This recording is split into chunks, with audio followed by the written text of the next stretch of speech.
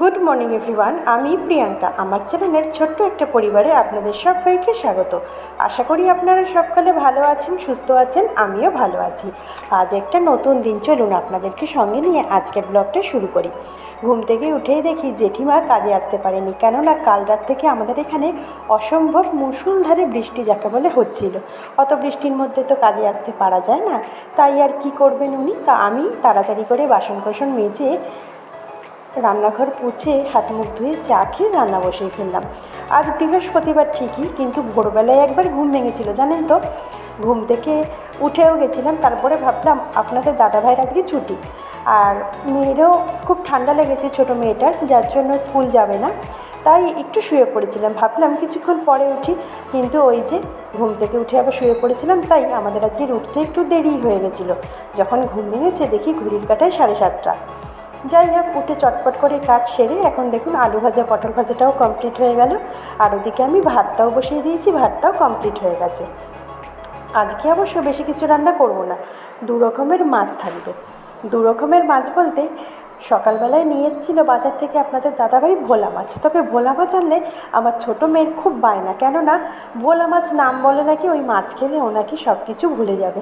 বলুন দেখি কীভাবে বোঝাই ওকে যে এই মাছটা খেতে খুব সুন্দর, কোনো কাঁটা থাকে না। যাই হোক, আমি কিন্তু এই মাছ রান্নাটার শর্টস চ্যানেলে দেওয়ার জন্য করেছিলাম, তাই আপনাদেরকে একটু কাছ থেকেই দেখালাম। আর আপনাদেরকে একটা কথা বলি, আমরা বাড়িতে সবাই সর্ষে বাটা রান্না করি ঠিকই, কিন্তু সর্ষে বাটা সেই রকম খেতে কিন্তু স্বাদ হয় না। সেই স্বাদ আনার জন্য সর্ষের মধ্যে দিতে হবে টক জাতীয় কিছু জিনিস, যেমন ধরুন একটু টমেটো বা আম বা আমড়া, আর তার সঙ্গে দিতে হবে অল্প 2-3 কোয়া মতন রসুন। তাহলেই দেখবেন সেই সর্ষে বাটা রান্না করলে পরে সর্ষের স্বাদটা এত সুন্দর লাগে খেতে, সর্ষে বাটা দিয়েই যেন ভাতটা খাওয়া হয়ে যায়। আর এনেছিল লটিয়া মাছ। লটিয়া মাছ খেতে আমার মেয়েরা তো ভালোই বাসে, তাই কিছুটা বানিয়ে ফেললাম ঝুড়ো, আর কিছুটা বানিয়ে ফেললাম গোটা ঝাল। প্রথমে আমি লটিয়া মাছের গোটা ঝালটাই বসাচ্ছি। পেঁয়াজ রসুন দিয়েই দিয়েছি তেলের মধ্যে, তার ভাজা ভাজা হয়ে যেতে দিয়ে দিলাম আদা রসুন বাটা, টমেটো কুচি, কাঁচা লঙ্কা, আর সাথে দিলাম একটু টমেটো সস। জানেন তো, টমেটো সস এই লটিয়া মাছের ঝালে দিলে না লটিয়া মাছের ঝালটা খেতে বেশ টেস্ট হয়, আর বেশ চটপটা স্বাদেরও হয়ে থাকে। আর লটিয়া মাছটা একটু ঝাল দিয়ে রান্না করতেই হবে, না হলে যে ভালো লাগবে না খেতে। তো সেই কারণে তেলে ঝালে মশলায় মাছটা খেতে দারুণ হয়েছিল। তবে আমি আবার গোটা ঝালটা একদমই খেতে পারি না, তাই আমার জন্য আবার একটু ঝুড়োও বানিয়েছিলাম। আর সবশেষে দিয়ে দিচ্ছি ধনেপাতা কুচিটা। ধনেপাতাটা হাত দিয়েই আমি কেটে দিয়ে দিলাম।